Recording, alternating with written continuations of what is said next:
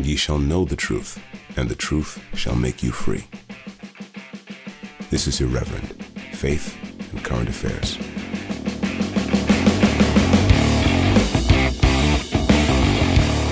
Welcome to Irreverend. I'm Jamie Franklin, and I'm joined today by Daniel French, two revs in the Church of England, but with a slight twist, I'd say. Daniel, how are things with you this week, this Holy Week? Yeah, I love Holy Week. Always have done. I know people say busy time of the year for you, Vicar, when it's Christmas. But actually, I think both spiritually and physically within the job, it's Holy Week to me is where it's at. And I love the way that it concludes with the Easter. You're on this great high, and just sort of as a human animal, you know that what's coming in the year ahead, God willing, is summer, warmth, holidays. It's a lovely turning point. And today, here in Salcombe, it's bright blue skies. The town is heaving with tourists and visitors, people coming into the church, praying. People wandering in, having a look. Lots of chat, lots of banter. It's fab. Yeah, well, fantastic. Daniel, that's great. Yeah, it's sunny here as well, but it's cold. Daniel, a couple of things just to begin with. I don't know whether you saw this, but someone put this article my way, and I didn't know whether it was a joke or not. It was entitled "Muslim Cleric Invited to be Next Archbishop of Canterbury," and it was in a local newspaper. It said in an announcement timed to coincide with Easter later this month, the General Synod will say it wants the church to be more inclusive. Well, that doesn't sound too outlandish. It carries on. As a result, Islamic clerics will be entitled to apply for the top job when the current Archbishop of Canterbury, Justin Welby, steps down. But the move is sure to upset many purists in the Church of England who will see it as a publicity stunt. So, so you're a purist, Daniel. For presumably you wouldn't be up for a Muslim as Archbishop of Canterbury, would you, or would you? I don't think so, Jamie. I don't think I'd be on Irreverend, would I? If I did. How intolerant? Yeah. How intolerant of you, Daniel? How completely at odds you are with the zeitgeist of diversity and inclusion.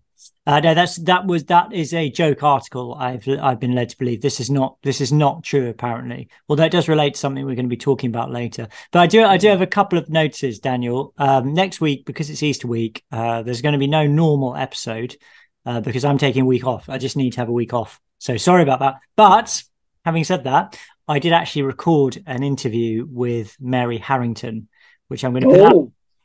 So it's not. So you everyone just thought, oh yeah, no episode. But I've just said there's actually going to be a pretty awesome interview with Mary Harrington, who's the author of Feminism Against Progress, and she's I don't know, she's got some kind of role at Unheard, hasn't she? I don't really know what it is, but she's a regular columnist for Unheard. And I thought that interview was interesting. I mean, I would say that obviously, but so look out for that. I'll release it on Friday next week. The other thing I just wanted to say is last week, Daniel, I don't know whether you heard the episode, but I was having a bit of banter with Tom and we were talking about the Archbishop of Canterbury. He'd made this video wishing Muslims a happy Ramadan. And there was a picture of him at an Iftar meal with a number of women who were dressed in Islamic garb. And I made the mistake of saying that they're wearing burqas, which is not right. Because somebody wrote to me, and I actually realised this subsequently anyway. Funnily enough, because I was reading a book by Roger Scruton called fictional book called The Disappeared, where this distinction is made.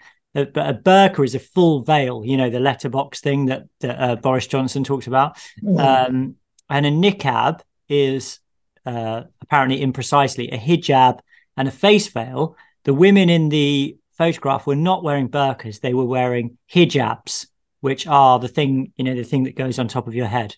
So I apologise for saying those women were wearing burqas. Justin Welby was not surrounded by women in burqas.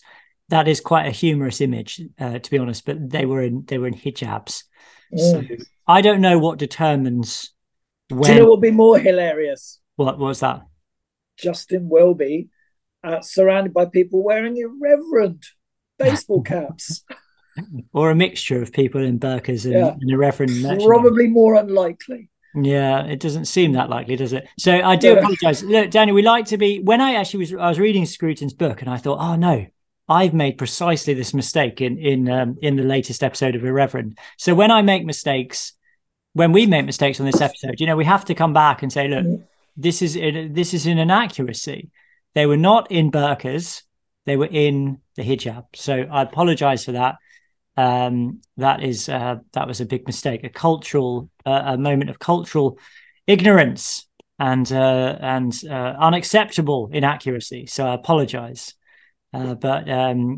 So great, and we're going to talk later a bit more about that kind of thing, because after we talked about the Trans Day of Vengeance and the sexual revolution becoming violent, as well as a couple of other things, we're going to talk about the fact that cathedrals now in the Church of England apparently are celebrating Ramadan, as well as the Archbishop giving his blessings to Muslims for their holy month. So we're going to talk a bit about that later on. So it'll be interesting. But Daniel, why don't we start? We're going to start with some scripture. It is Holy Week after all. Just for people who don't know, it's the week that runs up to Easter. Essentially, it's still Lent, isn't it? Is it Lent? Is Holy Week the end of Lent? Would you say? Are we still in Lent? Yes, absolutely. Yeah. I think so. I think so. Yeah, I mean, Good Friday is a day of fasting and abstinence, isn't it? Yeah, which is very difficult here actually, because you've got a town heaving with ice cream sellers, crepes and pizzas, and all the people are pouring in. And it's difficult to say to your kids, well, actually, all you can have today is a hot cross bun and a boiled egg.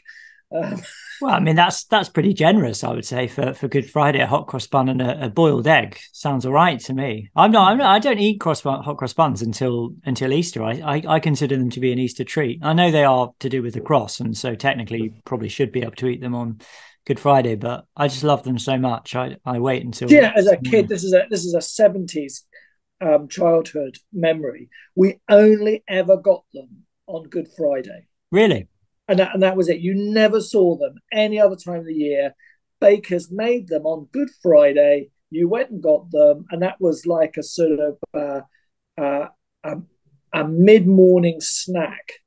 And you had that, and probably fish in the evening, and no lunch. That was how I kind of remember them. And now having them all year round kind of spoils the fun of it, really. The uniqueness of it. But I also think it's a bit of a shame, isn't it, to just have them once a year. I mean, they're really nice hot cross buns, and they've got a unique taste, don't they? They've kind of unique spices. So to just have them once on Good Friday, and also it's kind of, I don't know, isn't it? It's a bit indulgent, isn't it, for a fasting day to eat a hot cross? Do you just eat one? I suppose you just have one, and do you have butter on it? You can't have butter, presumably. No, you get. I'd have a bit of butter on it just to make it more digestible. But I'm such a weekling. I'm such a weekling. It's a very Anglican. It's just a slight bit of butter, maybe on the left side, on one side only, and just lightly toasted, and with only a smear of butter, only the merest hint of butter. Daniel, we should do our scripture reading. We've chosen a reading, so this is going to go out on Good Friday, except for our Patreon listeners who get it early. If you'd like to become a patron, you can of course do that at reverendpod.com. But if you're just a normal listener, who we appreciate very much as well, this is coming to you on Friday, on Good Friday. So we've chosen a Good Friday reading, and we're going to read that in a minute. But we always like to start our we like to preface our readings by saying the Lord's Prayer together. So I'll say that, and I'll do the reading, and then I think, Daniel, you're going to share a couple of thoughts, aren't you? So let us pray. Our Father, who art in heaven, hallowed be thy name. Thy kingdom come, thy will be done, on earth as it is in heaven. Give us this day our daily bread. Forgive us our trespasses, as we forgive those who trespass against us. And lead us not into temptation, but deliver us from evil. Amen. Okay, so we're just going to read a bit from John chapter 19, beginning in verse 23. It's just describing part of Christ's crucifixion. And when the soldiers had crucified Jesus, they took his garments and made 4 parts, one for each soldier, also his tunic. The tunic was without seam, woven from top to bottom. So they said to one another, let us not tear it, but cast lots for it to see whose it shall be. This was to fulfill the scripture. They parted my garments among them, and for my clothing they cast lots. So the soldiers did this. But standing by the cross of Jesus were his mother and his mother's sister, Mary, the wife of Clopas, and Mary Magdalene. When Jesus saw his mother and the disciple whom he loved standing near, he said to his mother, "Woman, behold your son." Then he said to the disciple, "Behold your mother." And from that hour the disciple took her to his own home. After this, Jesus, knowing that all was now finished, said, to fulfill the scripture, "I thirst." A bowl full of vinegar stood there, so they put a sponge full of the vinegar on hyssop and held it to his mouth. When Jesus had received the vinegar, he said, "It is finished." And he bowed his head and gave up his spirit. There we are, Daniel. I think just going back a bit, that last two verses, I'd heard that the sour wine, the vinegar, was used as a stimulant, as a sort of rather sadistic way to keep people who are being tortured from. It's a bit like smelling salts. You put them under the nose to keep people going, in a sense, to keep the spectacle moving. Had you heard anything like that? No, I've never heard that. I just assumed it was just an unpleasant kind of. It was just a sort of, he's saying, "I thirst," and so they give him this unpleasant tasting, vinegar in his mouth, just to sort of mock his thirst. And there is that as well, but it's also to kind of sadistically keep the whole thing going. What else is he going to say? Let's give him this this horrible concoction to keep the whole drama unfolding. There's a kind of sadistic cruelty to this. Some churches have this reading as part of one of the options for Mothering Sunday, which might seem to some ears, it's a bit bleak. Can't we have something more cheerful, like the Annunciation, for instance, or the Magnificat, as readings that would dovetail into the fourth Sunday of Lent. But I personally have always sort of gravitated towards this reading for Mothering Sunday. And I think it clearly, obviously, is very apt for Good Friday as well. I mean, I think firstly, there's a great danger, isn't there? I mean, I'm sure you've seen this, particularly with Anglicans, as saying, can we avoid Good Friday? It's all a bit bleak, Father.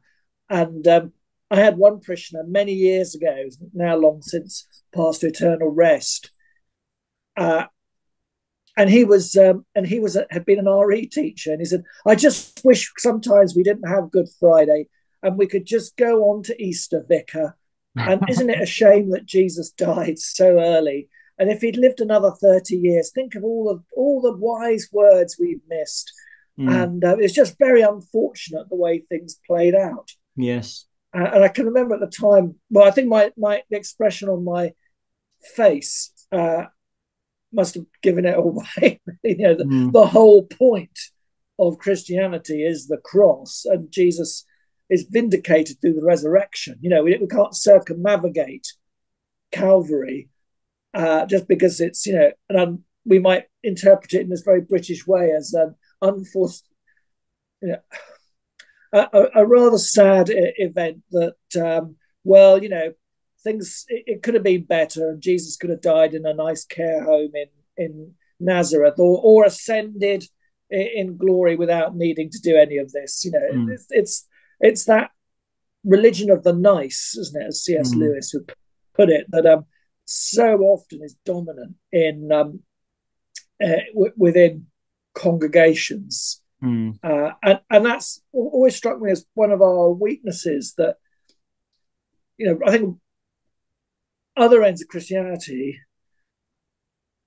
Roman Catholicism, Orthodoxy, conservative evangelicalism, I think take Good Friday very seriously in that way, and we've tended, or at least broad church Anglicanism has tended to sort of poo-poo it a bit. There was an infamous sign many, many years ago outside Canterbury Cathedral, because it was closed on Good Friday to visitors, and this A board was put up up. I mean, maybe this is an urban myth, but a priest friend of mine told me that this is absolutely dead on. And it said that the Dean and Chapter apologise to the public that it is Good Friday. Yeah.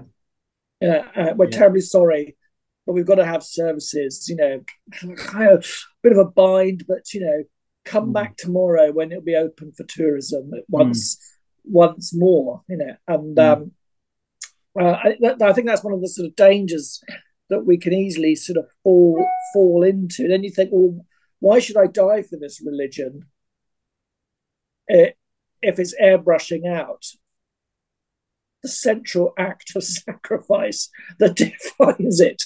If it's all just about Easter bunnies and chocolate eggs, then why turn up? And we see the effect of that. Well, it's trying to, let's say it's indicative of this thing that we come across all the time, particularly when we talk about the Church of England. Is the sort of refusal to reckon with the notion of fallenness and of sin and our need to be redeemed and so on and so forth.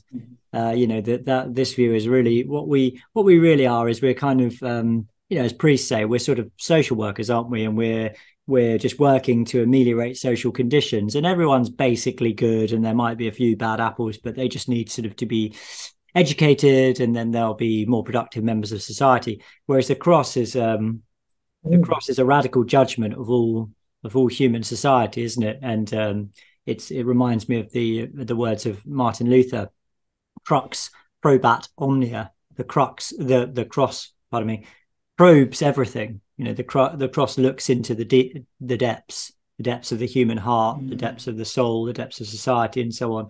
And it's a judgment. It's a judgment upon our humanity, and not upon our humanity, but upon our sin, the sin within humanity.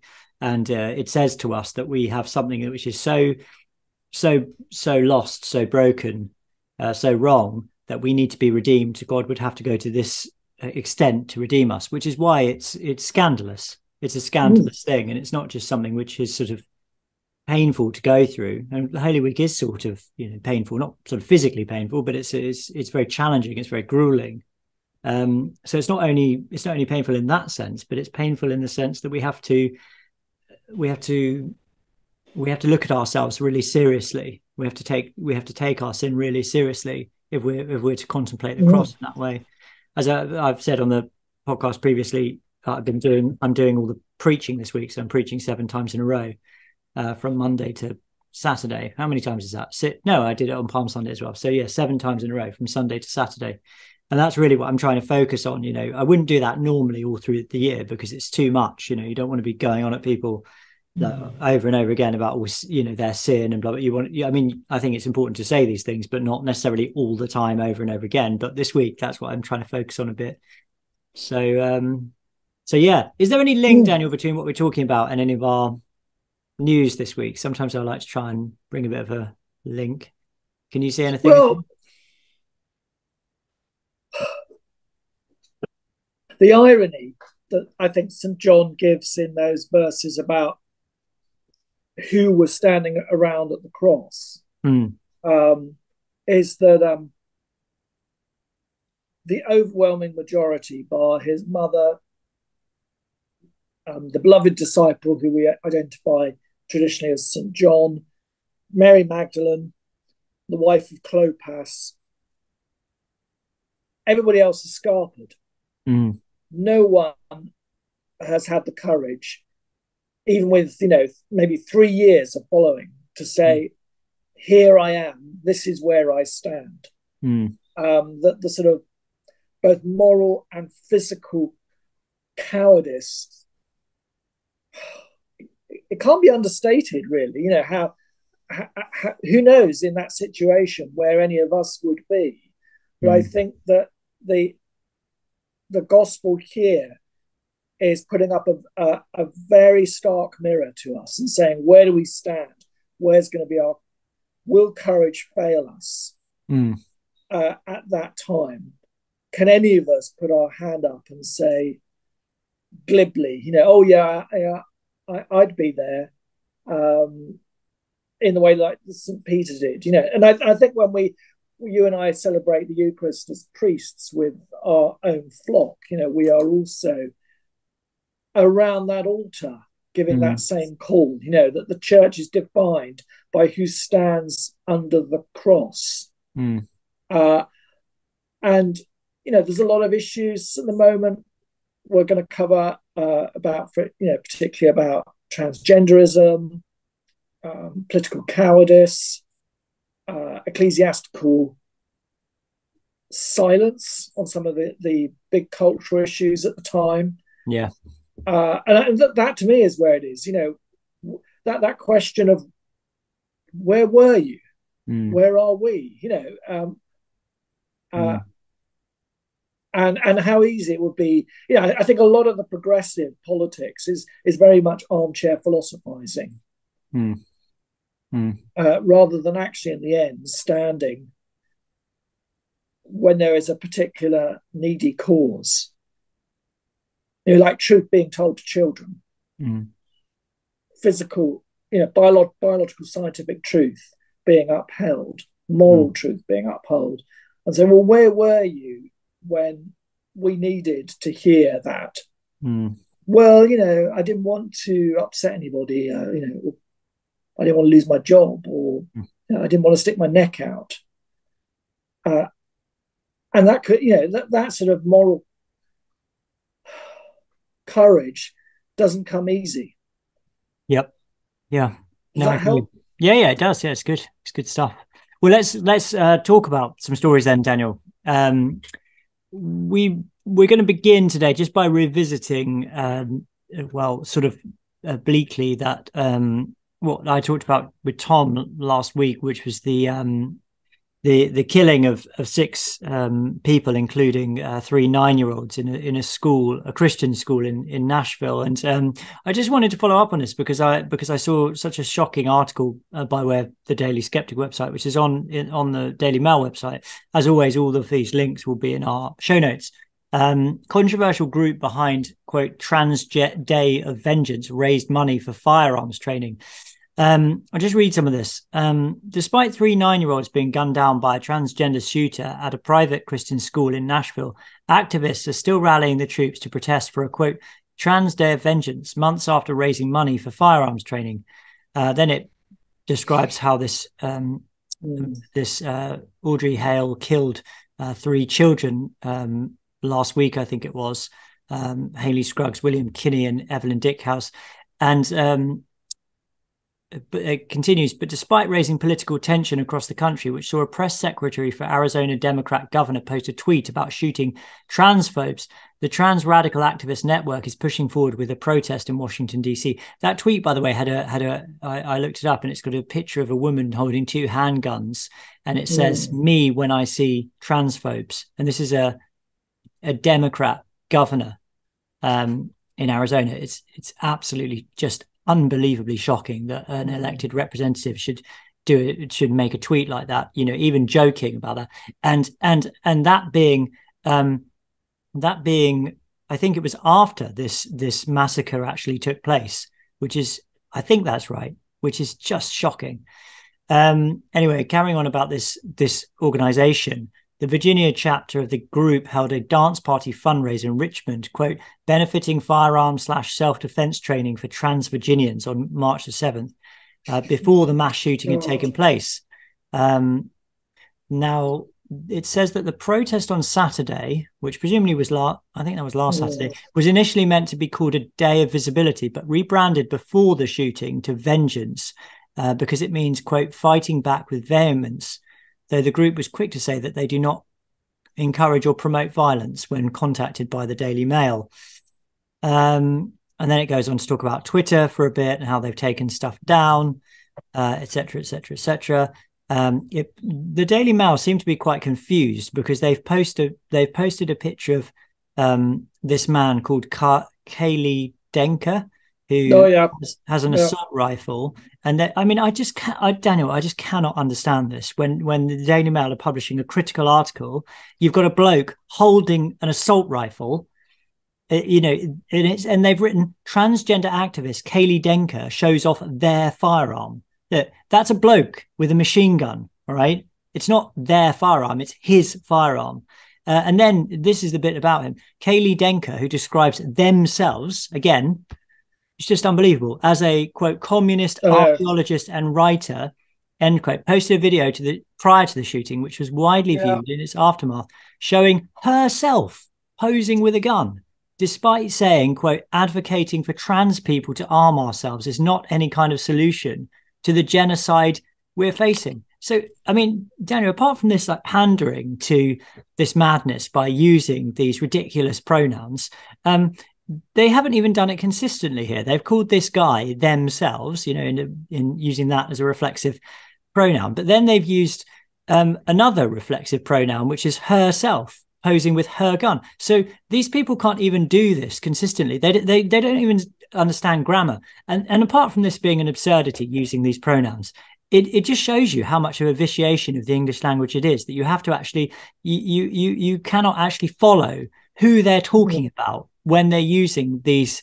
I know.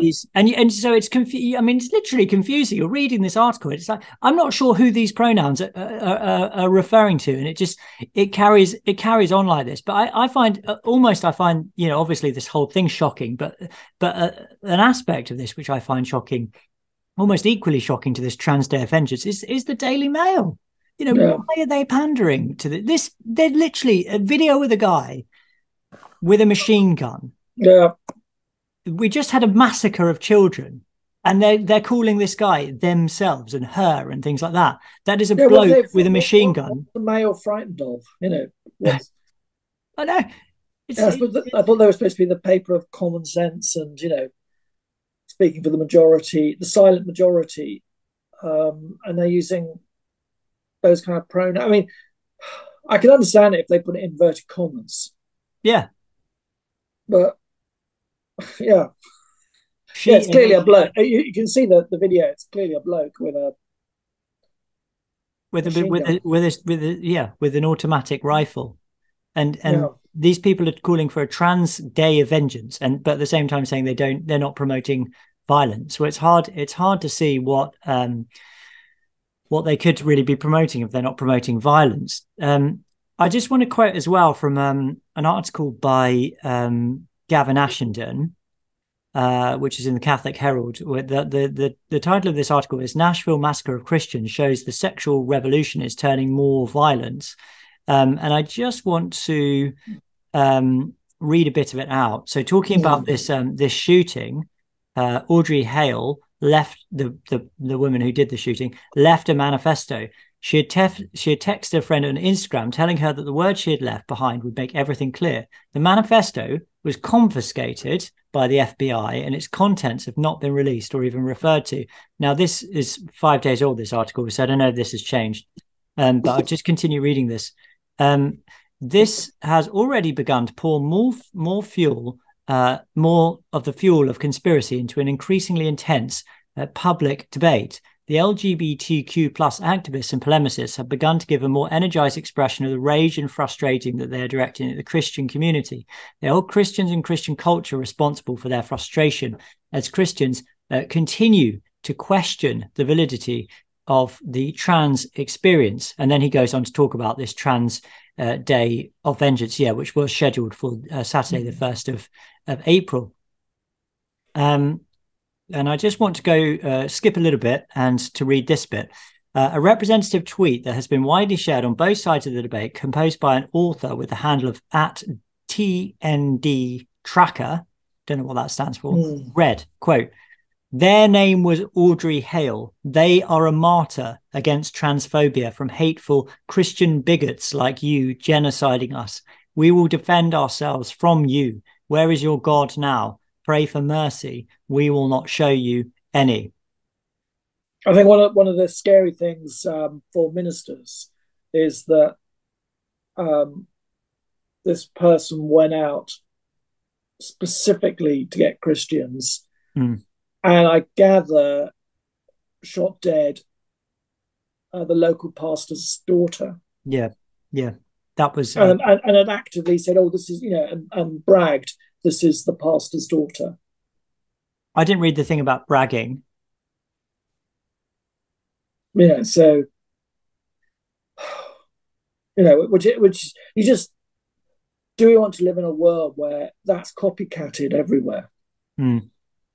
Where this sort of militant trans terrorism begins to focus on practicing Christians, ministers' children. Yep. It's just beyond belief. Yep. We just to carry on with what Ashton is saying here. I mean, I think the point he's making, I agree with you, Daniel, and I think the point that Ashton is making is that the FBI they're not making it clear what this manifesto said, and they are being tight-lipped about whether they are opening a hate crime investigation in terms of this event, because it was specifically targeted at Christians.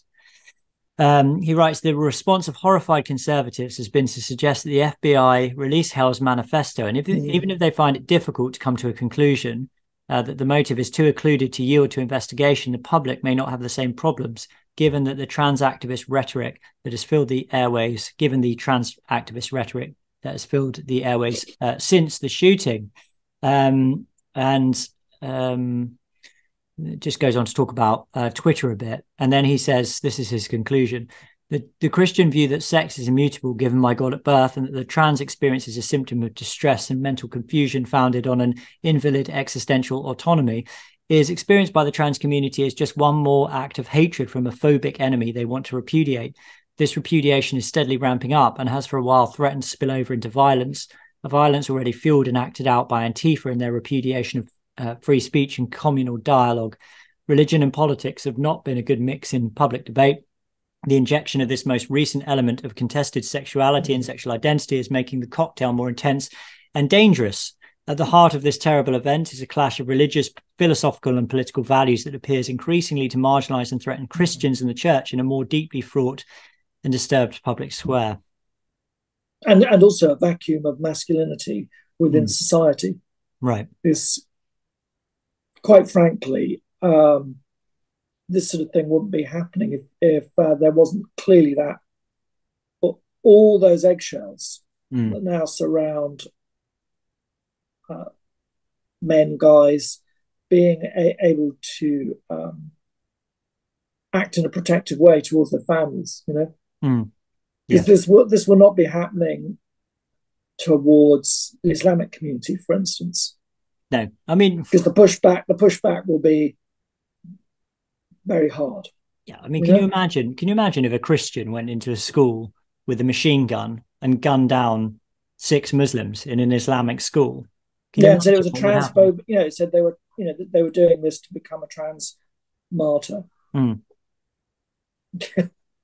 It won't happen, will it? Well, won't happen. Yep.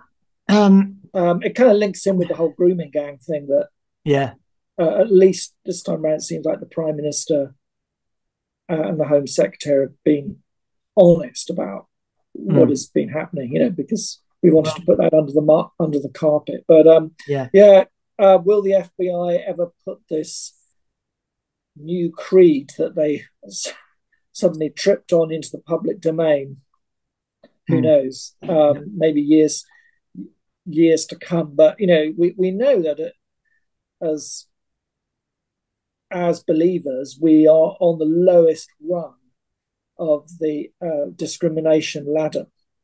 Yeah, I mean, one doesn't want to be paranoid about this, but no, it's hard to interpret it any other way, isn't it? When they won't release the manifesto, I mean, why won't they release it? Because they say, it's unclear or something like that. Well, so what? I mean, release it and let people find out what it said. It was clearly intended for public consumption. Daniel, ostensible Roman Catholic Joe Biden, in the wake of the shooting, has he released a statement of support for the Christian community who are grieving because of the loss of these people who have been killed in this horrible way? To be honest, I don't know. I don't think he has. But what the White House have released is President Biden's action to strengthen protections for trans people. So it's good to see that they've got their priorities straight. Do you want to hear what they are? I'll read them anyway. Number 1, coordinated interagency action to address the epidemic of violence against trans people. So that's the thing, the epidemic of violence that against trans people. That's not the massacre of 6 Christians. 2, continued call for the passage of the Equality Act to provide protection to LGBTQI plus Americans. Okay, it's quite vague. 3, called on lawmakers to. It's shocking, isn't it? Like, I don't want to be. Yeah, it might as well have been written by ChatGPT. I know, but like, I don't want to be a pedant, Daniel. But it's just grammatically inconsistent. Like, these are written. These. It's like continued called on lawmakers. So that's a past tense. Whereas the second one is present continuous tense. It's like these people work for the president of the United States and they literally can't write English. It is absolutely shocking beyond belief. It's just, I mean, it is shocking, isn't it? It's like, did anyone even proofread this? Did anyone read this out loud? Anyway, it's kind of a side issue, but it's unbelievable. 3, called on lawmakers to combat the proliferation of anti-trans state legislation. Again, it's quite vague. 4, reverse the Trump era ban. Well, that's not vague, actually. That's about centralizing power and taking away power from state governments, which is unconstitutional. Actually, not that I'm an American, it's not really any of my business, but I don't think that's right. It's a totalitarian move there. Number 4, reverse the Trump era ban on transgender service members. So what does that mean? Does that mean, because I thought men and women were allowed to serve in the military anyway nowadays. I don't know, but presumably that means. Well, he had a law that came in that stopped, for instance, somebody transitioning, a male transitioning to a female to be able to serve alongside men, where there might be exclusive requirement for men at the battlefield. Right. Okay. So that's not happening anymore.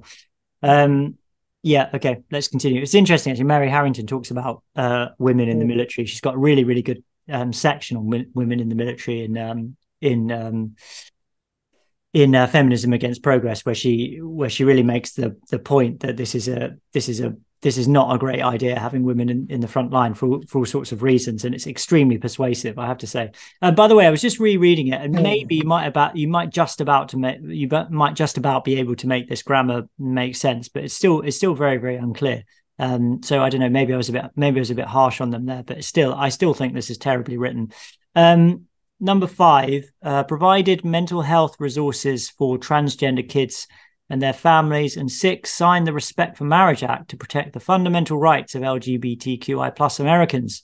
So it's good to see that Joe Biden has got his priorities straight. Freddie Sayers tweeted this out and said, when the White House announces that there is an epidemic of violence against trans people, what does that even mean? Is language used to signal virtue rather than describe anything with precision, and it's coming from the most powerful office in the world. And no less than Elon Musk has replied to Freddie Sayers, so I bet Freddie was happy about that. Who writes, if there were in fact such an epidemic, the White House and every newspaper in the Western Hemisphere would shout each case from the rooftops. There isn't one. So there we are. That's what Elon Musk says. Wow. It's Orwellian, isn't it? Completely Orwellian. Well, I just think the fact that you've got this guy who's pretending to be a Roman Catholic is, and this has happened, that a Christian school has been targeted. I mean, it just shows you where his allegiances lie, really, doesn't it? It's not with the Christian church, it's not with the Christian people, it's with the progressive LGBTQI plus community, or whatever you're supposed to say nowadays. He's this man is in no sense a Christian that's actually recognizable in anything other than name. And this is without even mentioning his appalling support of late term abortion and so on and so forth. So shocking from certainly when one of the marks of traditional Christianity is a real reverence towards those who have suffered violence, as these 6 Christians did, in the name of the Christian faith.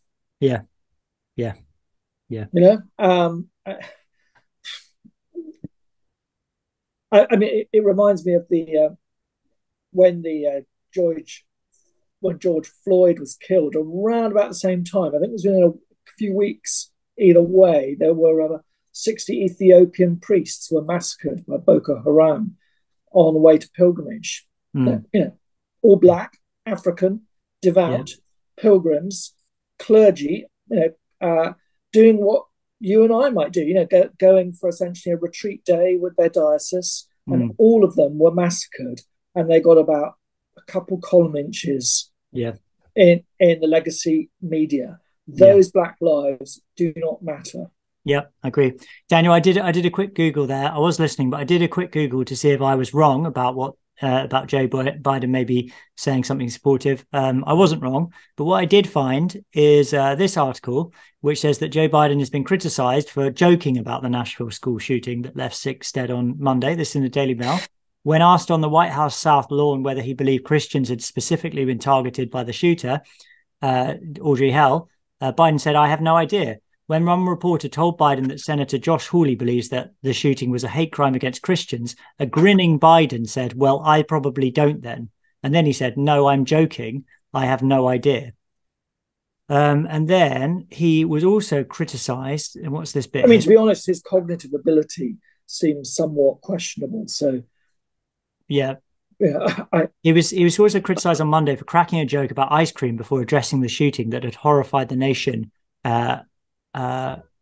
hours earlier. So he knew about this, and he makes a joke about eating Jenny's ice cream. Really?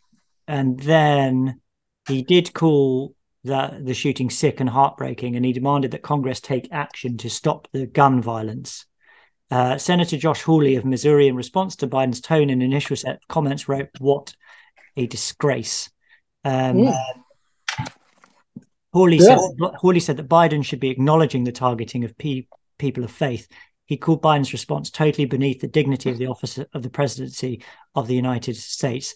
Quote, this is an office that has the responsibility of leading this country. Children are dead.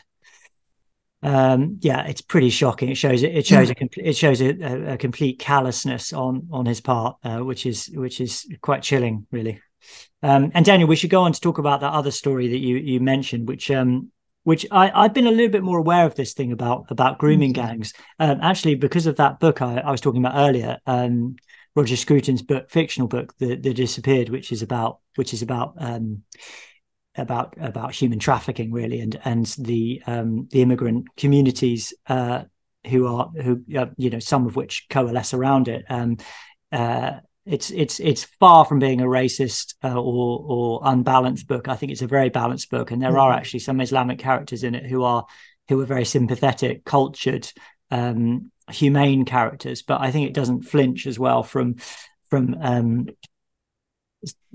exposing some of the reality of human trafficking, both in the Islamic community and as it affects white working class women as well. So The Disappeared by Roger Scruton is a really, really good read. But this article, Tim Dieppe on The Critic, is called "What Justice for Grooming Gang Survivors," and it's really interesting. And I'll just read some of this.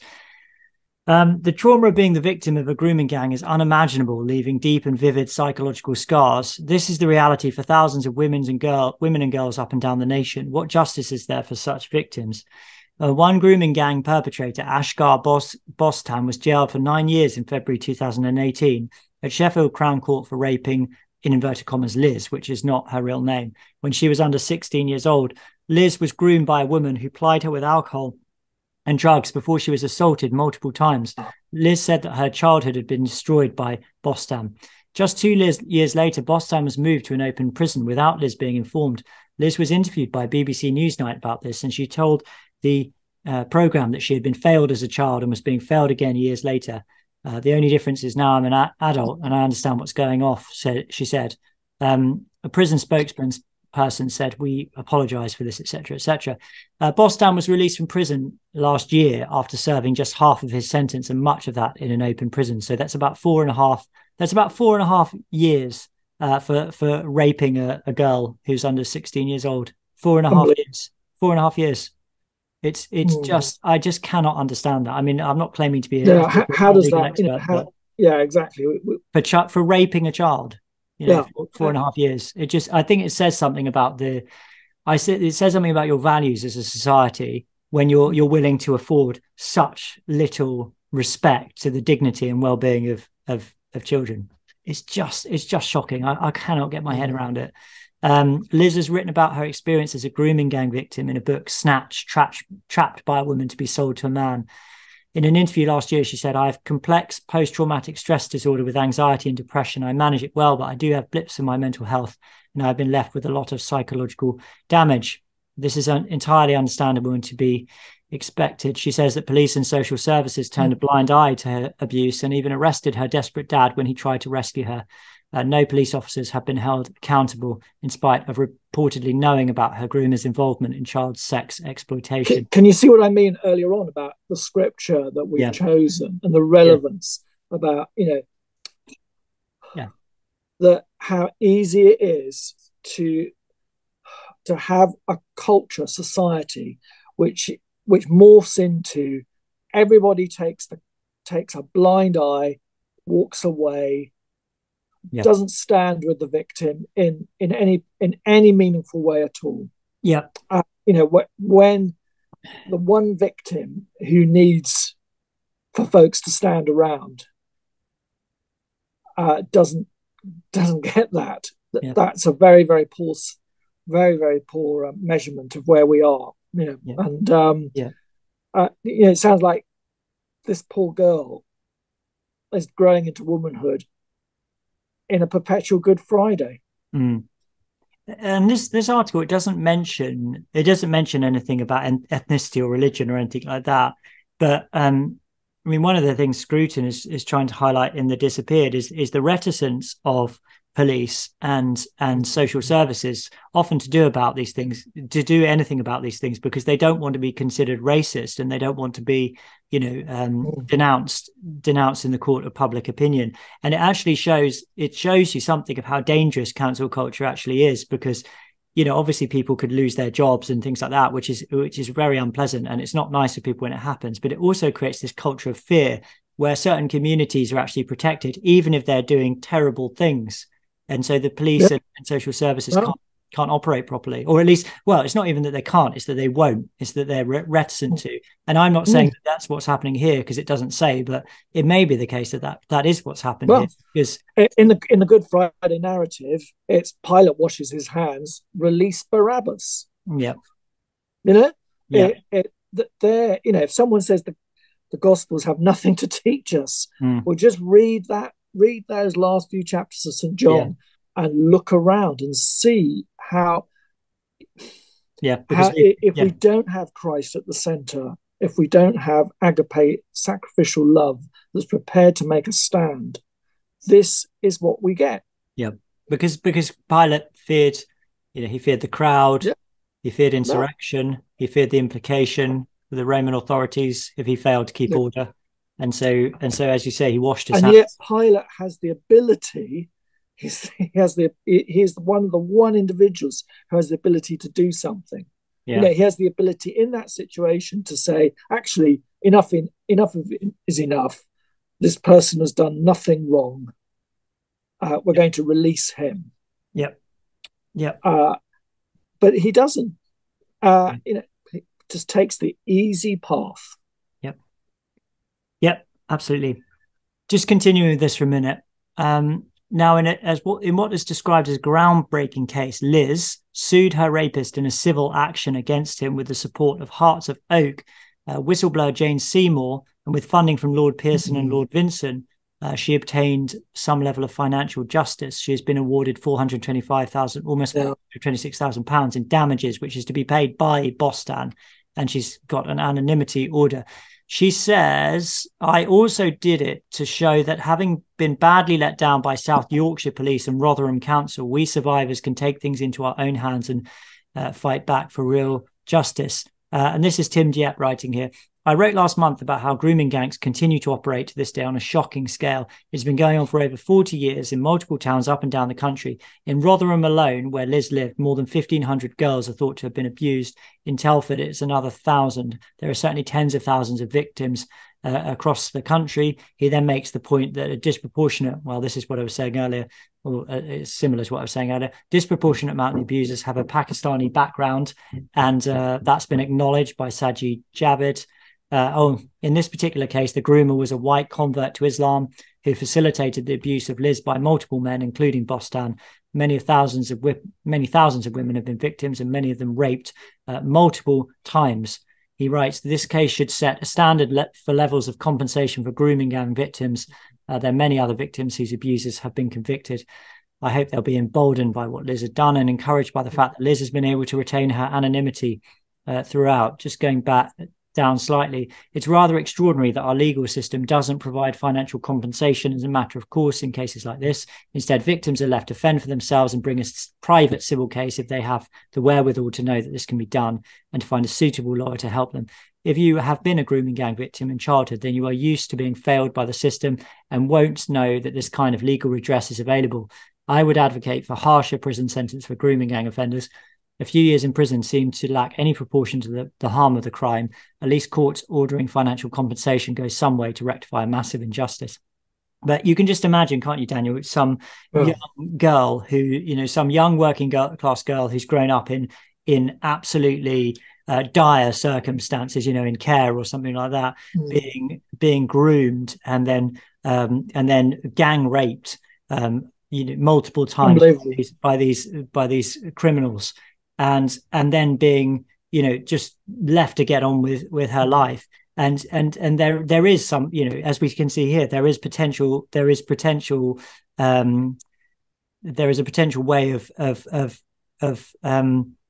getting compensation. But at the same time, can you imagine like young girls like that in that kind of situation? They don't have the kind of resources to even be aware of this, or somebody like this Liz would be the exception, but most young girls in this situation, they don't have this kind of power. And it's disgusting. I think it's absolutely disgusting and so hypocritical, isn't it? That we hear constantly about, people who are marginalized, people who are part of marginalized communities, people who are not recognized by the society, who need greater levels of visibility. And you've got thousands of young girls across the country who are being abused in this most horrific of ways, and their rapists are being put in prison for a handful of years for doing this. I mean, this is a terrible crime. People should be locked up for their whole lives for doing things like this. This is unacceptable. And what about the danger they put? Apart from the fact that they deserve to be punished for this, what about the danger that they pose when they're released after such a short period of time? I mean, I'm absolutely shocked by it. Yeah, and it strikes me there's several things also that play into this which aggravate it. I mean, firstly is the sexualization of teenagers, which is almost normalized, which in many ways I think statistically makes girls, say from the age of 13 to 17, actually the most vulnerable group in society. We tend to think of danger stranger with toddlers and little ones, but actually it's these girls who we've created a culture where immodesty and going out and getting blitzed, living a life on social media, which is often highly inappropriate. We've kind of created a sexualized atmosphere, and then given no protection around that. And as I said earlier on, we've also created an ungentlemanly society in so many ways, which doesn't, which has debunked supposedly chivalry. The sort of traditional role that young men can have in terms of, protecting in the best sense of the word,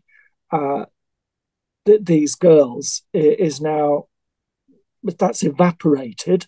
So you can see how these rapists have got easy access, and you've also got a lack of dialogue between communities in many ways, it's a lack of imagination and courage for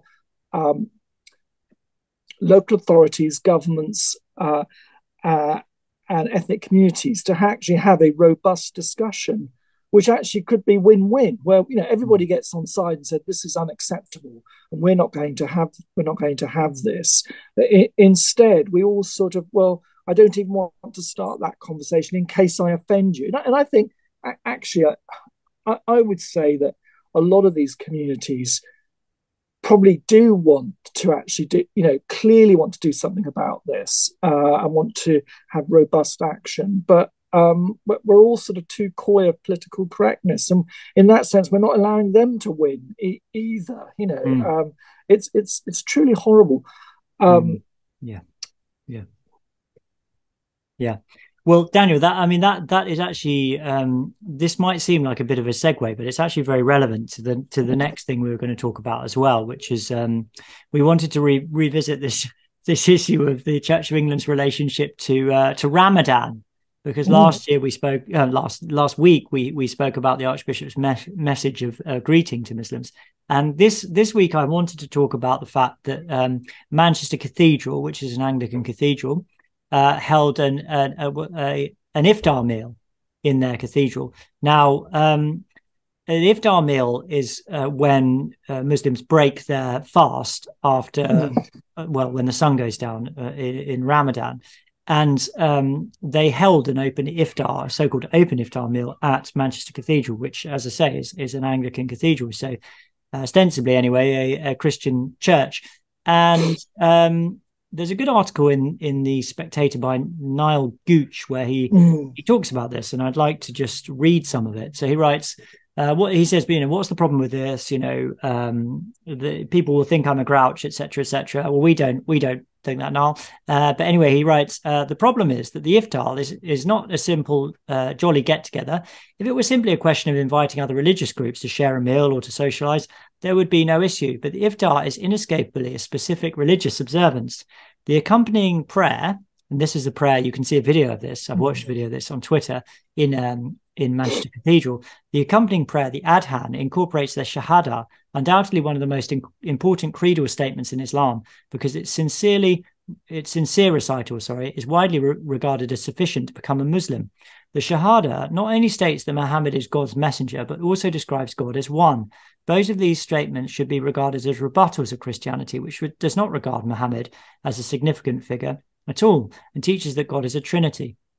Islam's strong emphasis on the oneness of God must be understood in the 7th century context of its founding, when its two chief rivals were polytheism and Christianity. It follows then that for the clergy to allow the Shahada to be prayed in a Christian cathedral is an extraordinary act of negligence and carelessness, that presumably should be turning away from the task of defending, spreading and explaining the Christian faith.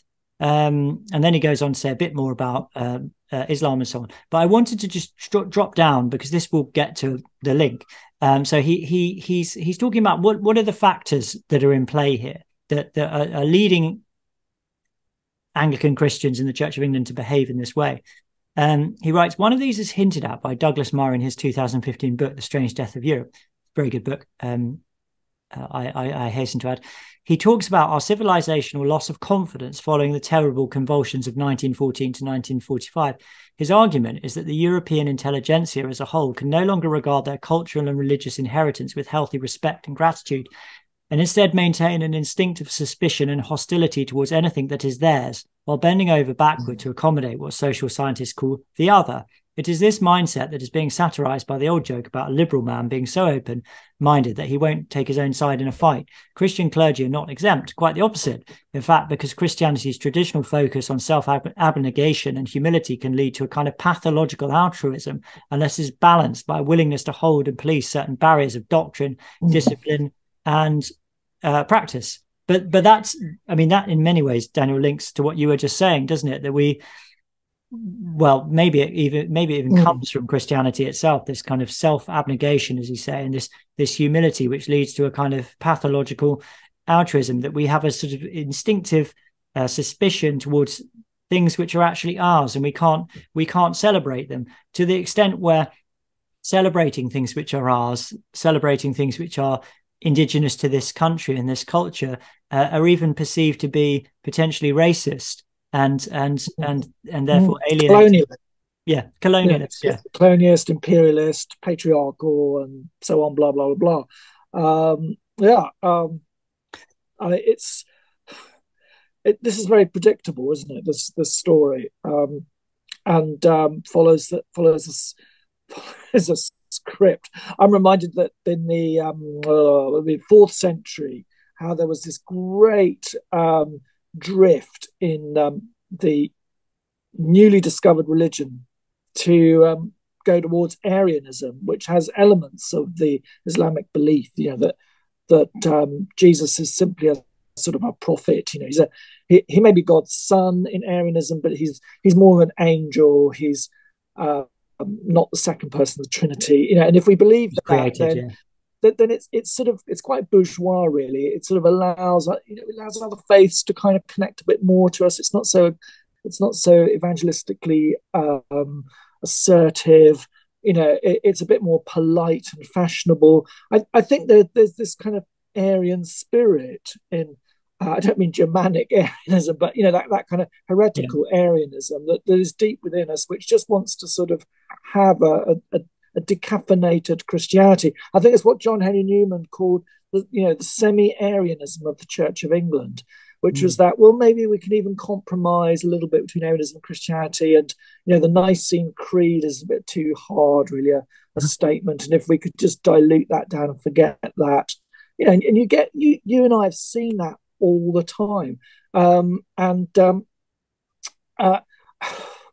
it doesn't do anyone any favors, I think having Islamic prayers in a church is clearly, spiritually, supernaturally, doctrinally wrong. It's canonically wrong in an Anglican church, what were they thinking?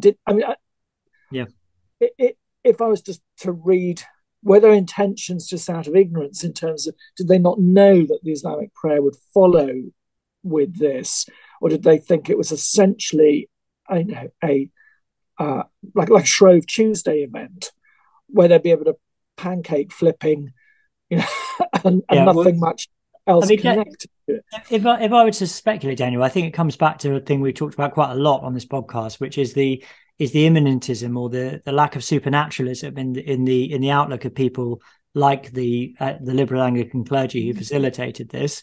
Now, I'm just speculating here, but I've seen it lots. If you don't really believe in the supernatural world, or you don't really sort of take it very seriously, and really what you're about is community amelioration or improving social conditions or whatever it might be, then it's kind of an irrelevance, isn't it? Oh, well, they can pray their prayers in our cathedral, but prayers are what they are, aren't they? We're probably, if there is a God, we're probably all praying to the same God anyway, and we're probably praying the same kind of things, aren't we? So it doesn't really matter very much. So I imagine it's that. Can one imagine a reciprocal action? If we went to the a local mosque and said, well, we like Holy Communion, and would you mind if we had a baptismal service? Can we have a christening on a Sunday afternoon on your premises? Because it would be a nice interfaith thing to do. I mean, I think that'd be quite insulting to their religion. They would just never do it. They never entertain it. I've never heard of it happening. Never, ever. Yeah. Unless somebody knows something that we don't. I have never, ever heard of a baptism or Eucharist, let alone say choral evensong being done happening in a mosque. In a mosque. I've never seen it happening. So what's the answer to this? I mean, I'm not sure that it's we're going to diagnose it particularly here, but I think that one of the things I go back to, which I think is for me really helpful, is this kind of identity that the Church of England often takes on, which I think is reflective of a kind of this attitude that we're a sort of established church, and therefore we sort of almost have to behave like this. This is not right, and it was one of the central insights, I think, of the Anglo-Catholic movement in the 19th century, that we need to reclaim the identity of the Church of England as a Catholic church, and to see that as a primary part of what the church is. It's like I've seen this on Anglican Twitter. People going on about, we're the established church, blah, blah, blah, blah, blah. And you say, actually, that's a tiny, tiny fragment of who we are. Yeah. Primarily, our claim is to be part of the body of Christ. Yeah. To be part of the Church Catholic. Yeah. That is primarily who we are. Not, the fact that we enjoy a certain privilege as Anglicans is very incidental to our Christian identity.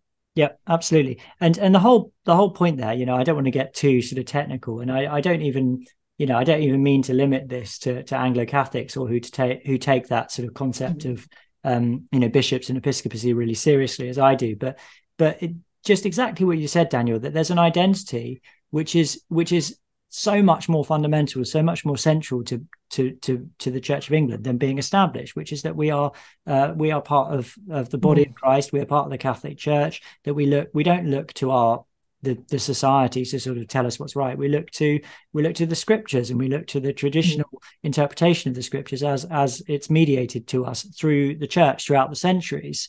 And this is we believe as people in the Church of England, this is also encapsulated in our formularies, such as the Book of Common Prayer and the 39 Articles.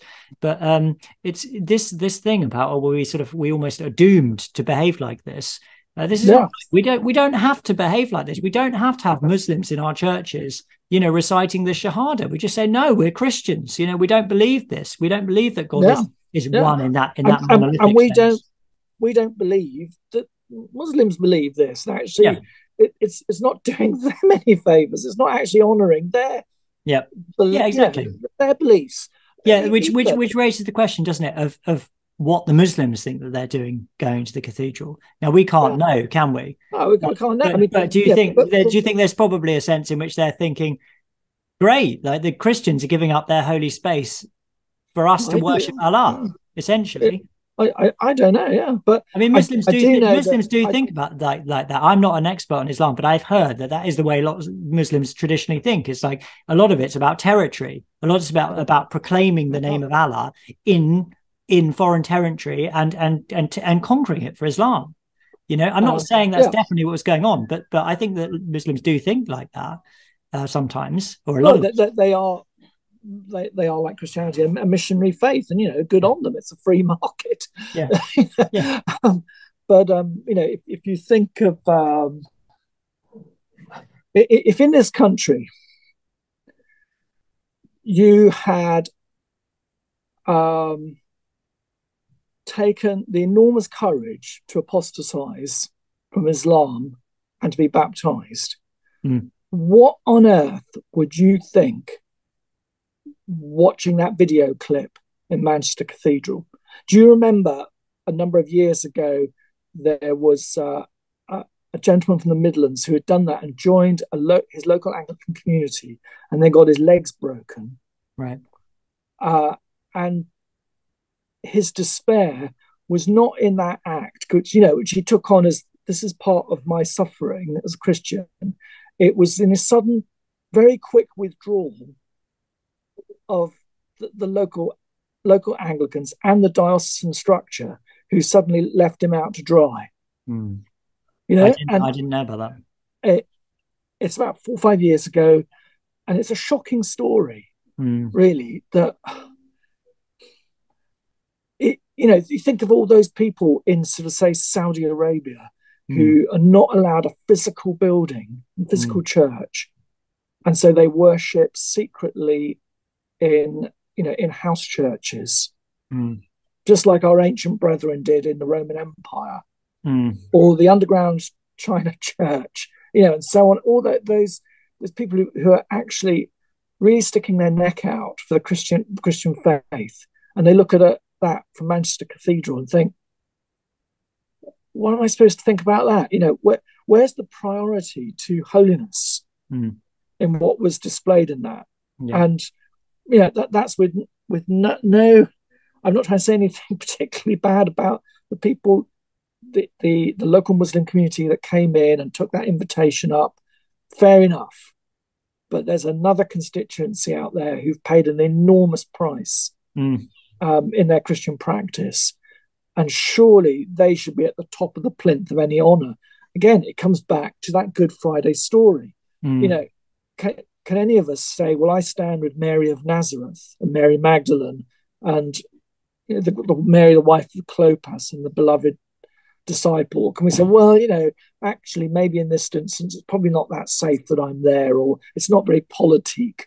I wouldn't want to upset the Pharisees and Sadducees by hanging around. You know, maybe, you know, the Romans might get it might upset my dealings with the Romans. So I won't actually go to that public execution today, even though I'm a great pal of Jesus. You know, this is this sort of draining of the courage that we see within the life of the church. You and I and Tom, we see it all the time, and it's contrasted by heroic lives of many, many millions of people around the globe who do completely the opposite. Thank God, you know, because the blood of the martyrs, as St. Cyprian said, is enriched.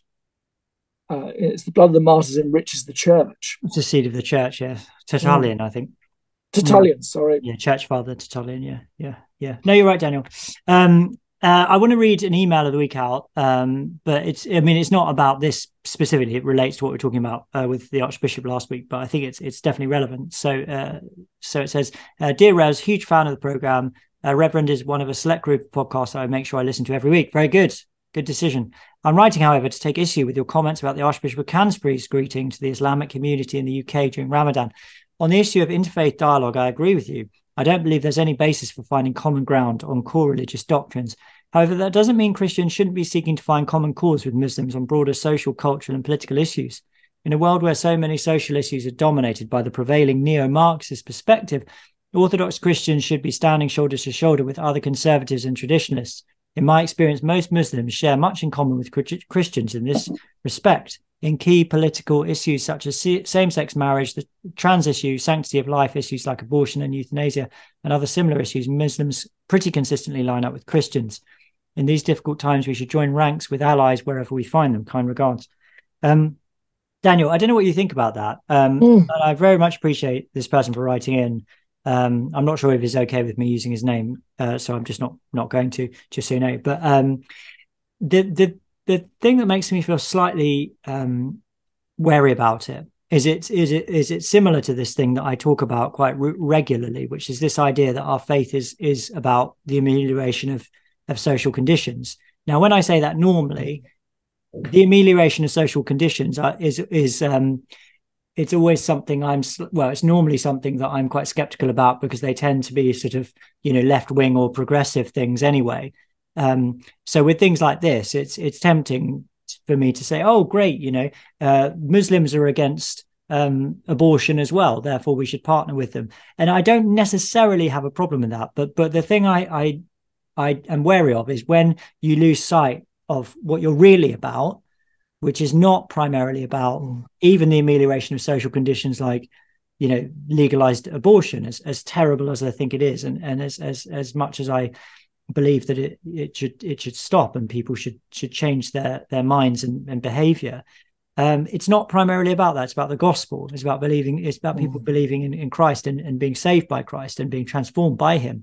And ultimately, these are the things that I think can transform society. Yeah. So it may be that we can partner with Muslims to an extent on these things, but we can't lose sight of that, the one thing that's necessary. I don't know if that makes sense. Yeah, I suppose it's a really good question, isn't it? Yeah.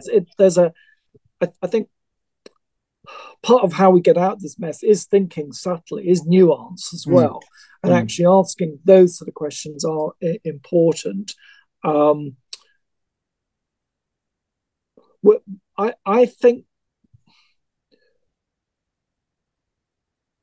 individual Christians who are campaigning against things like, let's say, abortion, can work with individual Muslims, clearly. Yeah.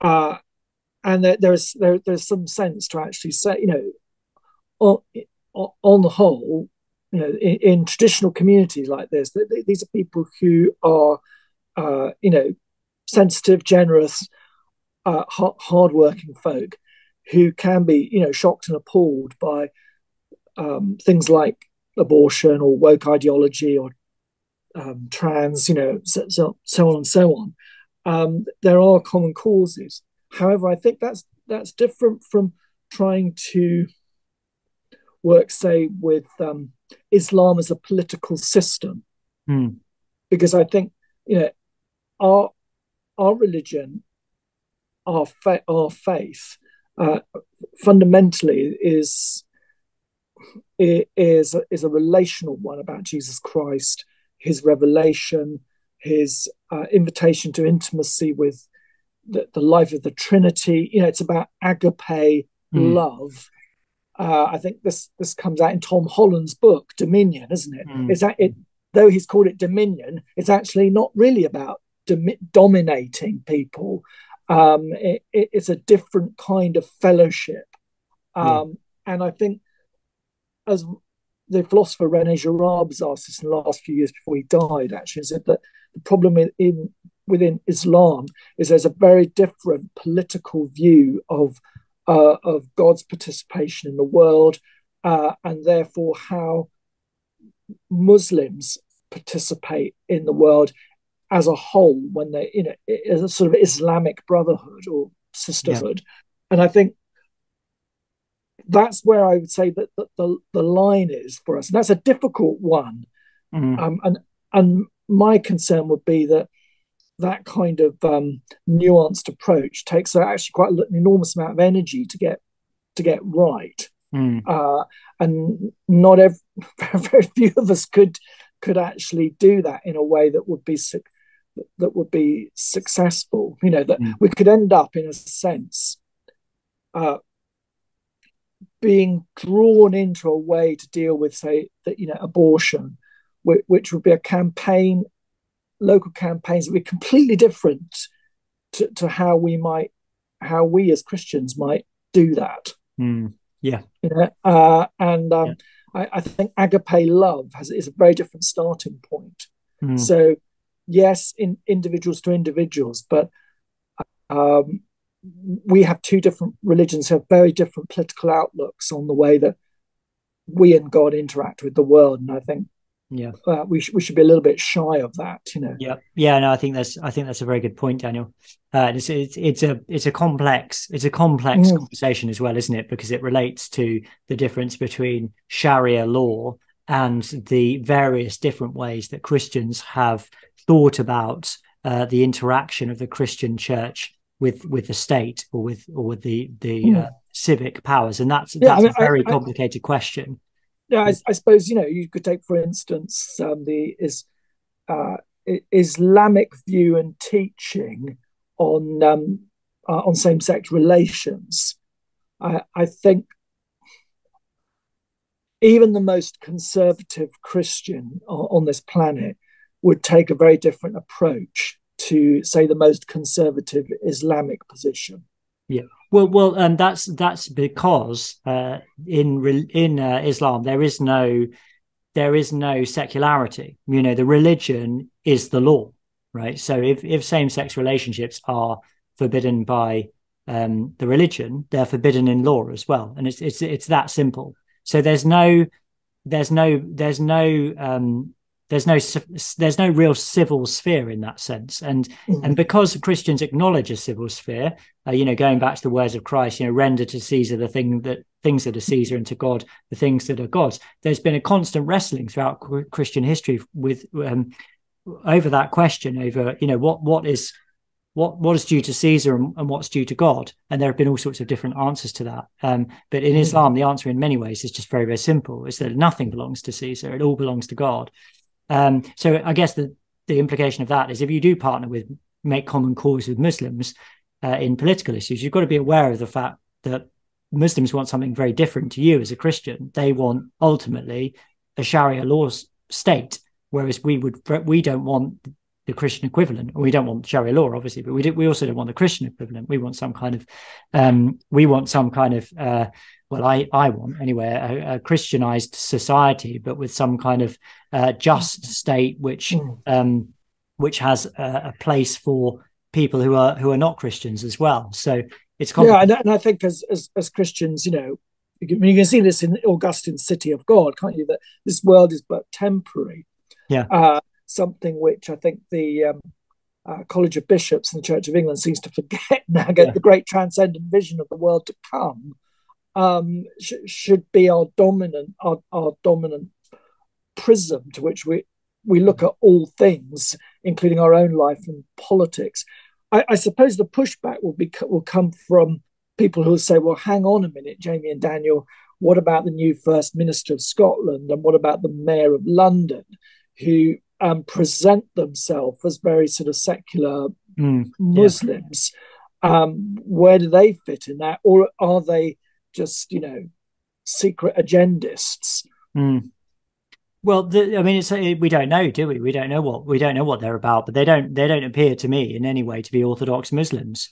Well, let's just see. Our friend who wrote in, he said, well, we can make common cause of Muslims on abortion, but Hamza Yousaf is trying to introduce abortion up to birth in Scotland. So if that is indeed what Muslims think, he's not being a very consistent Muslim, is he? And he's also promoting the progressive sexual agenda as well.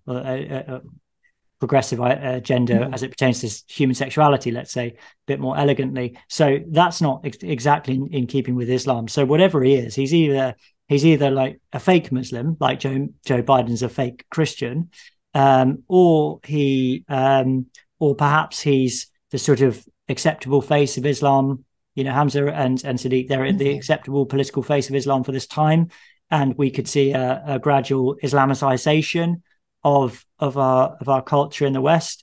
And there was the funny clip, wasn't it, where his mother, he videoed his mother and said, well, this is the First Minister. She hilariously said, well, when he's naughty, I give him a thick ear. Yeah, which is kind of rather ironic, because corporal punishment is now illegal north of the border. Yeah. So, and I think he was instrumental in introducing a very controversial law.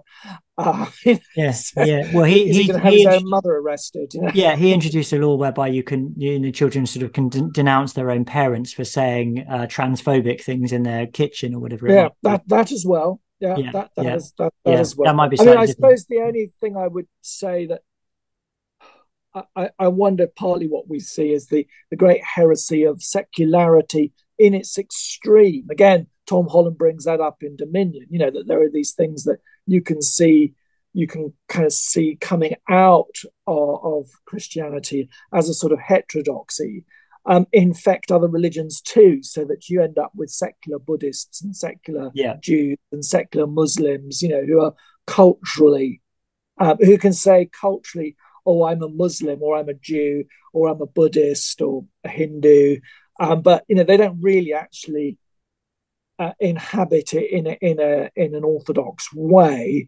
It's just that some of it's ethnicity, and because ethnicity is, in terms of diversity and plurality are very vogue, you can you can ride on the back of that.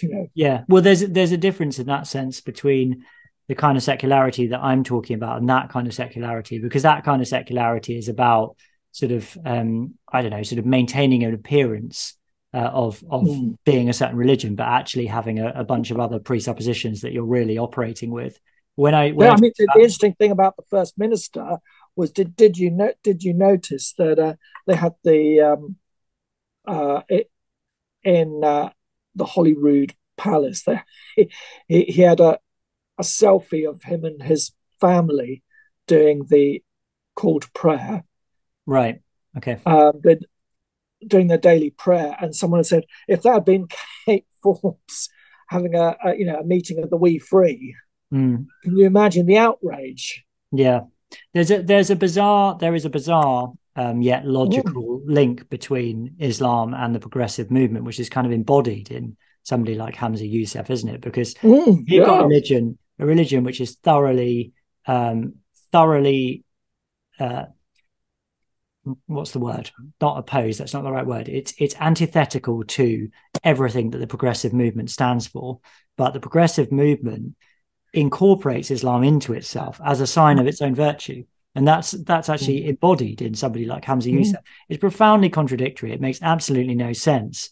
But here, that's the moment we've got. Doesn't it match to where we began our conversation today with, trans activists with automatic rifles? Yeah. Here is supposedly diversity, inclusion, men wanting to transmute themselves into a more feminine guise. Yeah. And yet parading machine guns online. Yeah. How they're going to do that is by gunning people down with machine gun. Yeah. Gunning down Christians with machine guns. We live in an age of paradoxes. That's true. Daniel, we're going to have to finish in a minute. Just a couple of things. I do want to just talk very briefly about this this deanery chapter in London, but we'll save that to right at the end. So this is Church of England news, which may not interest everyone, but we'll talk about it anyway. But before we do that, I'd just like to say thanks to everyone for listening.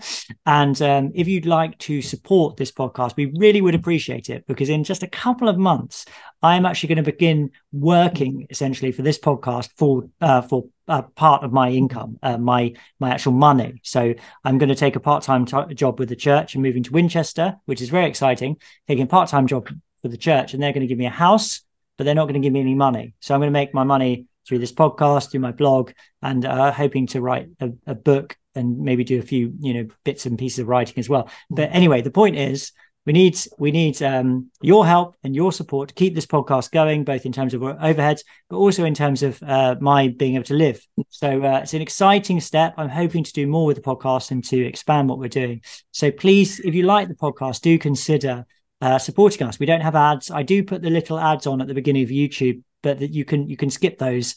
And if there's ever a problem with YouTube, I'm very happy to not have that. We don't get much money from it anyway. The vast majority of the podcast is funded by you, the listener and viewer, and that's going to become even more true as we go on. So please do. Yeah, it's definitely spreading. I was at Diocesan Synod a couple of weeks ago, and a couple of people tapped me on the shoulder and said, "Are you the Daniel French?"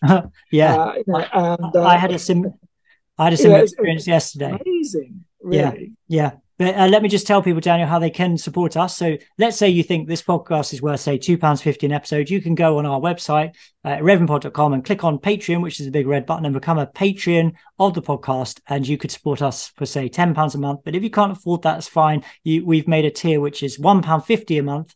Just anything you can give is so helpful. Click on that red button and support us on patreon.com. If you don't want to sign up for a monthly donation, then go on buymeacoffee.com. Again, that's on our website, reverendpod.com. There's a big yellow button, and you can buy us a coffee, a virtual coffee, and make a one-off donation. And we really, really appreciate everyone who's doing that. Since I've been telling people about this news and the expansion of the podcast, loads of people have signed up, and it's really, really super. But we really are going to rely on this support going forward. It's a big step, not having an income. So we're doing really, really well. Loads of people supporting. At the moment, we've got about 300 patrons, which is great. It's really, really good. But we know that thousands of people listen to this podcast regularly. We can see the stats. So, if you're in that category and you like this podcast and you want to see this step go really well, please do go on our website, reverendpod.com. Appreciate not everyone can do it. But this should be like the Saturn V rocket, where one bit falls off into the sea, and we now want to go whoosh up in the air even faster towards the moon. And nice. We can't do this without your support. Indeed, and you never know. You never know what can happen. This is the stage we're at now. But you never know what might be able to happen in the future with and lots of clergy, I know, listen to this. And I'm really grateful that a different voice is being given airtime. Yeah, absolutely. So this is actually supporting. Yeah, in some ways, this is a catharsis to some of our colleagues who feel maybe a bit shy or unable to say what they want to say. So maybe your local vicar is a listener, and this is a way of supporting him or her in that way, by supporting the orthodoxy of our faith. Yep. I agree, and I hope that we're contributing in a sort of in a certain type of way to ongoing conversations within the church, and being hopefully a an influential voice in a good sense. Where I hope that's the case. But speaking of which, Daniel, we're going to talk a little bit about this deanery chapter. Now, this is slightly inside baseball for people who are not part of the Church of England, but essentially this story, I just wanted to cover it. It's to do with the same-sex blessing stuff that's been going on in the church. And it's just an interesting story which has been carried by the Church Times. So within the City of London, 10 clergymen, I assume they're all men because I think they're conservative evangelicals, they've started a deanery chapter, which the Church Times, of course, describes as schismatic because they're very, very establishment.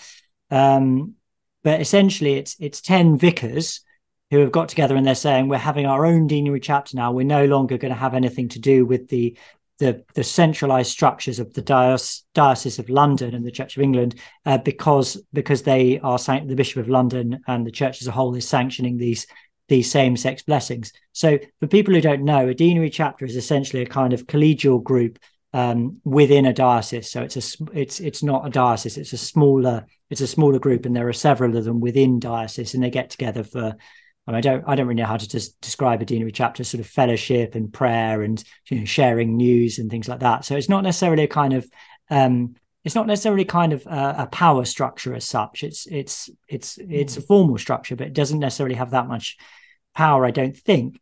And anyway, the interesting thing about this, and I'd be interested to hear your take in a minute, Daniel, but these 10 guys, they made a video, and I've watched the video, and essentially what they're saying is that this is a kind of first step towards them putting a clear differentiation between themselves and the apostate structure of the Diocese of London. Let's say they don't use the word apostate, but they're going to carry on meeting together and praying together. One of the things they're trying to do is they're trying to facilitate ordinands. So these are people who are either training to be ordained or people who want to train to be ordained. They're facilitating them doing ministry until such a time as they can be ordained. Because, of course, this is part of the problem here, is if you start your own parallel structure, like this parallel deanery chapter within the Church of England, and you don't have a bishop, then you can't have anyone ordained, because only bishops can ordain in the Church of England. So my sort of take on this very briefly, Daniel, is that I don't really understand what they're thinking that they can do, because they don't have any money and they don't have any bishops and they don't have any power.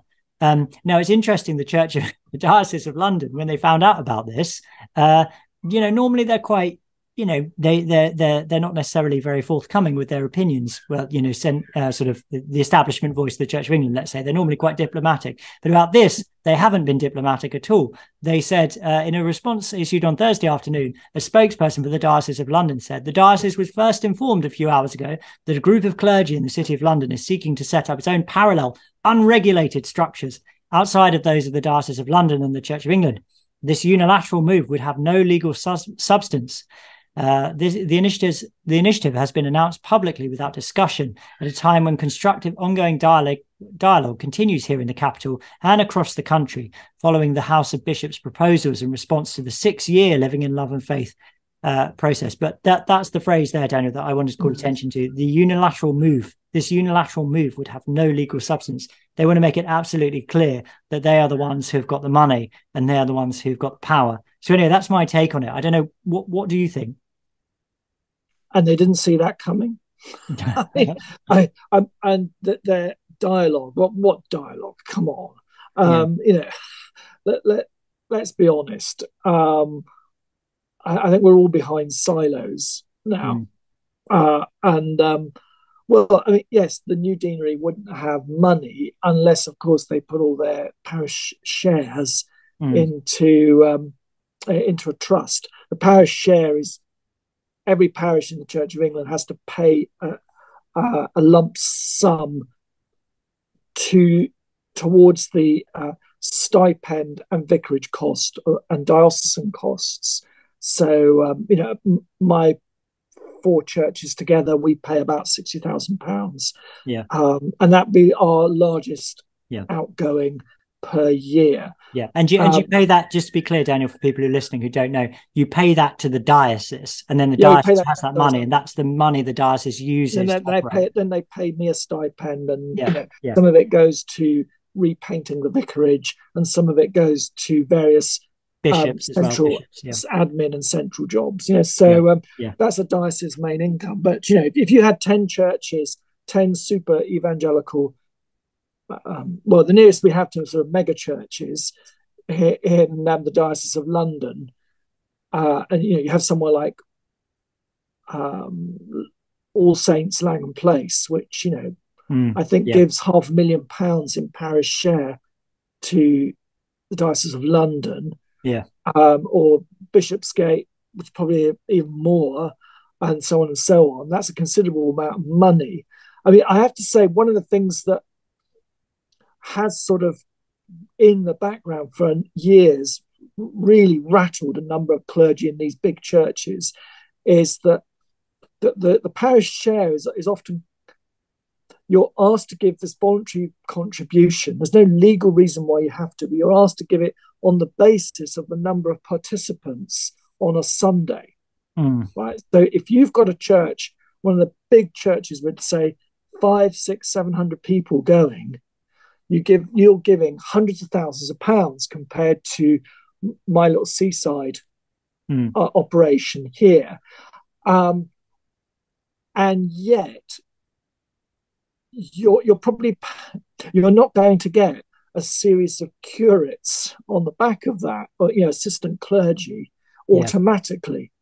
And there'll be many evangelical conservative churches paying, £250,000 and being told, well, maybe you might get an assistant clergy at one point in the future. And they'll be like, hang on a sec, I'm paying 4 or 5 times my salary.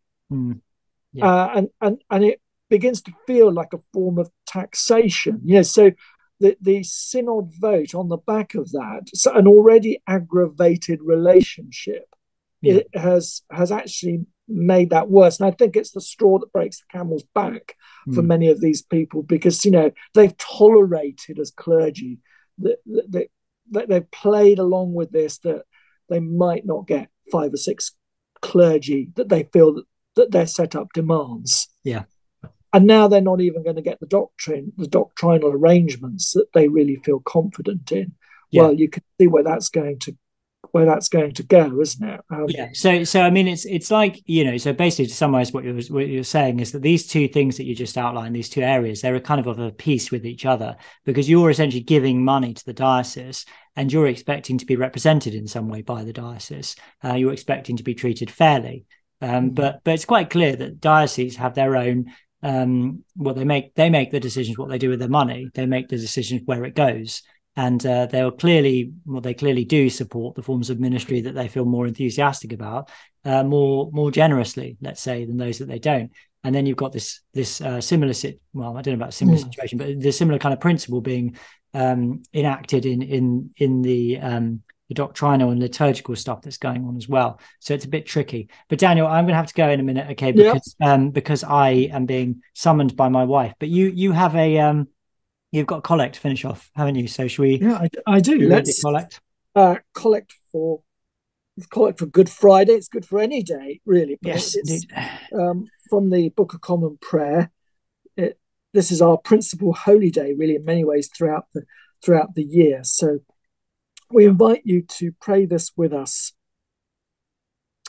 Almighty God, we beseech thee graciously to behold this thy family, for which our Lord Jesus Christ was contended to be betrayed and given up into the hand of sinners to suffer death upon the cross, who now liveth and who now reigneth with thee in the unity of the Holy Spirit, one God, now and forever.